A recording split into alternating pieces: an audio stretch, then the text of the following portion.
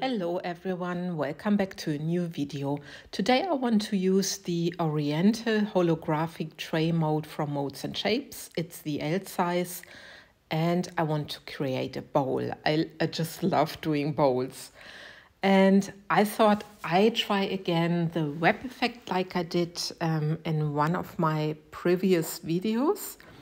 And this time I thought I go with really girly colors with pinkish and purplish. So I have here the alcohol inks from Octopus.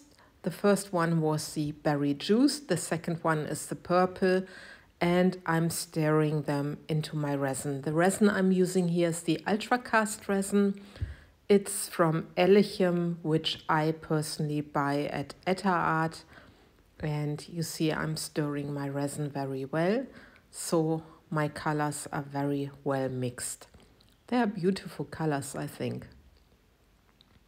So please make sure that you really stir them so you don't have any streaks or whatsoever in your resin piece. And now my next color, I'm using white, the pigment drops. They are from Etta Art.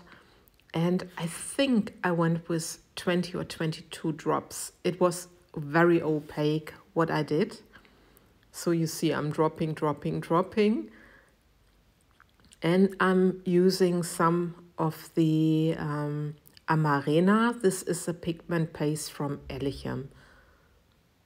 This I also purchased at Etta Art.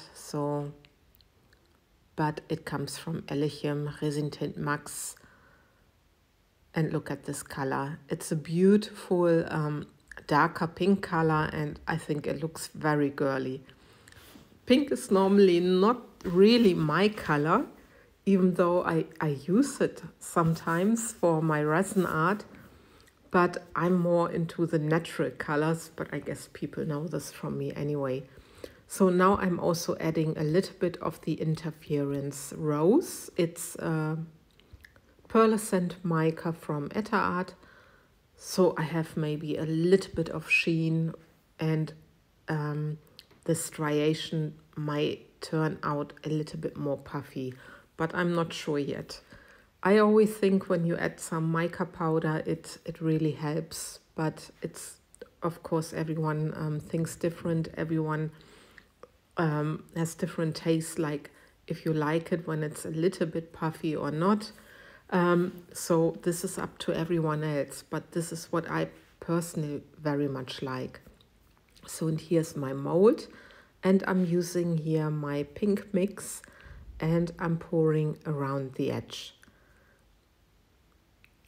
You see it now that I'm just taking my time, and I try to be as accurate as possible with my, I call it a pigment paste, even though the pigment drops are not really a paste. So I just try to be very, very accurate here, and it looks quite promising, even though it's sometimes not so easy because the resin is traveling. If you have a little bit more on one side, it's traveling more, and so on and so on. So now I have here my purple mix, and I'm pouring around the edge, as well a little bit on top of my pink color. You see it there, and you can already see what I mean. The purple is taking over on one side. I guess I just poured a little bit more there. These things are happening, and don't worry about it. You know, it cannot always be 100%. Now I have my berry juice color, and I'm pouring next to my purple color. And these colors are really bright, and I just love it. So I'm using what I have. And you see it's traveling from one side a little bit more. My table is level, the mold is level. I don't know why. I guess really I poured more of the colored resin at one point of the mold. It happens. So now I'm filling up my mold with the clear resin. I'm taking care that I get all the resin that's in my cup into the mold. Some people don't like to scratch. I always think when you mix your resin very, very well at the beginning, there's no problem just to scratch out your container. It will be fine. And now I just need to take care of some bubbles which are trapped on the bottom of the mold, but please be careful here that you are not scratching your mold. It's easily done. And now I'm just taking my torch, and later I will also take my heat gun just to help it a little bit moving.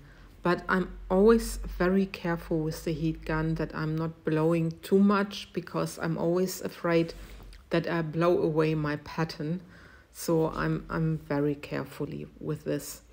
And then I was thinking, what can I put into the center? And yeah, I was just searching a little bit. It's sometimes like this, then you are not well prepared, but I had these glass stones. They are a purple color, no, a pinkish color, and they are from Laura's Art Corner. I still had them. And then I'm taking some stones which have a sort of, yeah, pearl color. And I thought this combination might be very nice. So I'm taking my stones as well, drizzling them on top or into the center of my mold. And then I'm just working the glass stones and the normal stones a little bit in. I'm always hoping that I really hit the center, because sometimes your eyeballing is not always so good. But I think it worked very well. So, and you can see already at the edges, the resin is working, the resin is moving. And here's also my heat gun, and you see I'm very careful, just trying to activate a little bit to pop some bubbles with my heat gun. And then I'm just babysitting the resin a little bit. There was something in my resin, but like I said, I always babysit my resin a little bit, especially with these effects, that I take care, that I still take care of the bubbles which are on the surface, because I find when there's too many bubbles or this foam, that the resin is not moving too good anymore. So I'm really babysitting my resin piece. And now there's the time lapse, and you can see how it's working, how it's moving. I think the time lapse was in total 50 minutes or something, because the ultra cast resin has working time from over 60 minutes. So it was really moving and doing something, but I still needed to help it a little bit. But like I said, just be careful and just don't destroy your pattern by just using the heat gun too much. And so far I'm very happy how the resin is moving. And yeah, it seems like it's rather closing. And now this is after I stopped the time lapse, and you see it's working very well. And I think it worked even though a little bit later as well, but I will see later for the demolding in a second, because then I really see how it was with my resin.